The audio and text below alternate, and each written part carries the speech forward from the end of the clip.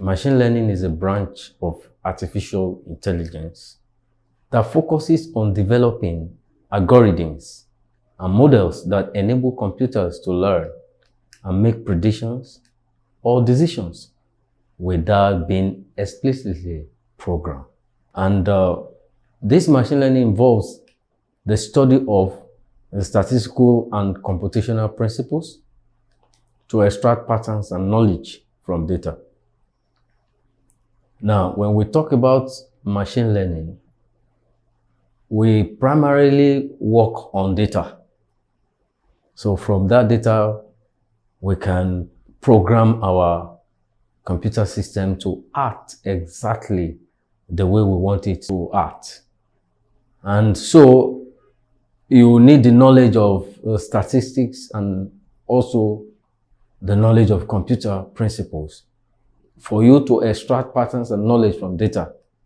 Now, here are some fundamental concepts in machine learning, and you need to understand this concept very deeply. Now, the first concept we want to talk about is data. Now, machine learning relies on data as its primary source of information. Data can be in the form of structured or what we call tabular data. The data can be also unstructured. These are in form of text, images, audio, or even sequential data. And this sequential data are time series data, or what we refer to as sequence of events. So what I want you to understand is that in machine learning, we usually work with data.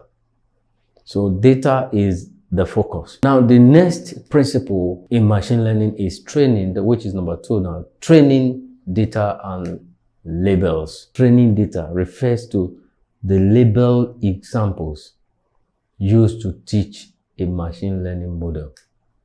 Now, we've discussed about different models in our previous modules, that these models are conceptualized abstract ideas, and we use some set of algorithms in order to create this model.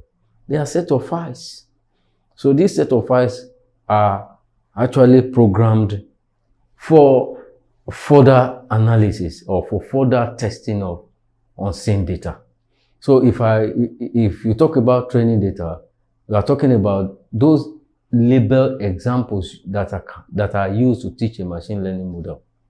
So each example consists of input features, variables. When we talk about features, we are talking about variables, and their corresponding labels known as outputs.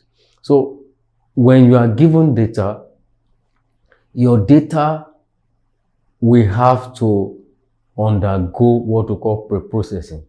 Then after the preprocessing, then you need to train your data and giving them the right labels. So these labels will usually consist of what we call features. The features are the variables, and also the labels now will form your output. That is the target variable. So what I'm saying in essence is that you need to understand what training data and labels are. Training data are the data points or parts of your data that are meant to be used to train your machine using a particular model. Now, labels, on the other hand, can be categorical. That is when when you talk about classification problems or even continuous regression problems. Now, by the time we go into practical, you will understand what I'm talking about. Now, in supervised learning, we have what we call classification. There are classification supervised learning. There are also regression supervised learning. So anytime whenever your labels are categorical, then they are classification problems. And when they are continuous, then they are regression problems.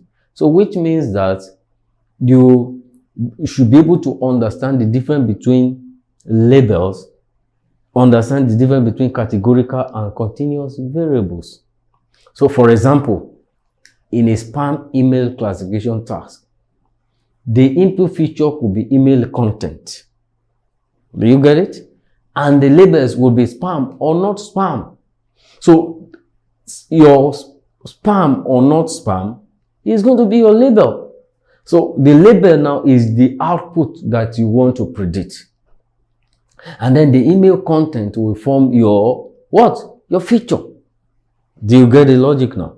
Also, another concept we'll be talking about is unsupervised learning. Now, the unsupervised learning is the opposite of supervised learning. No, you know? Now, unsupervised learning deals with unlabeled data. This is what you need to understand.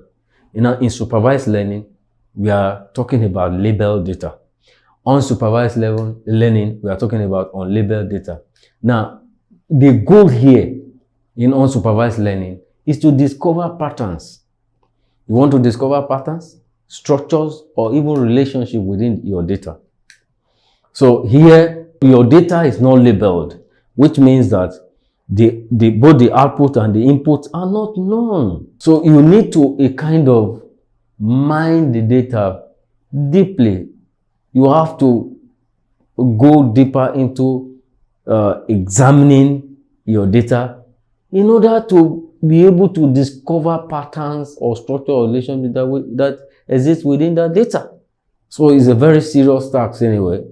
Now, so in this unsupervised learning, we'll be talking about clustering, dimensionality reduction, and anomaly detections. These are the common tasks in unsupervised learning. We do them as time progresses.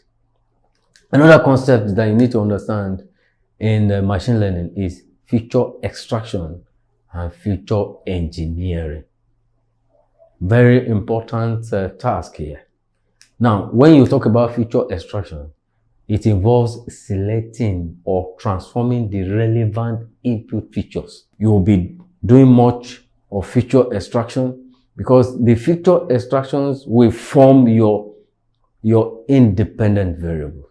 Now, it aims to represent the data in a format that the machine learning models can effectively learn from. If you don't do this, how would you be able to train your model? Now, another part of it is feature engineering. You know, we are talking about feature extraction and feature engineering. These two terms are not the same. Now, feature engineering involves creating new features. You get it now? Or representations from the existing data to improve the model's performance. That is feature engineering. It's different from you extracting the desired inputs and the desired output from your data. There are two different things. But in feature engineering, you are creating new features or representations from the existing data